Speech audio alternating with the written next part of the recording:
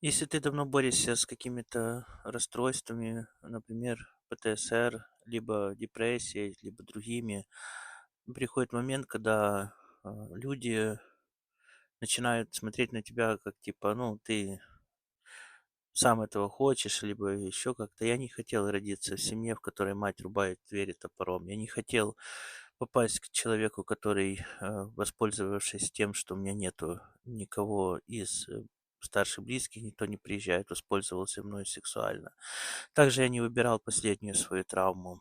Но при этом я человек, у которого бывают моменты, когда боль переваливает всевозможные ресурсы.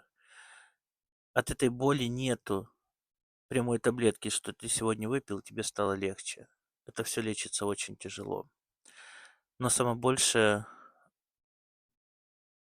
разрушает это то, когда люди не видят очевидных вещей и пытаются тебя сделать удобным для мира.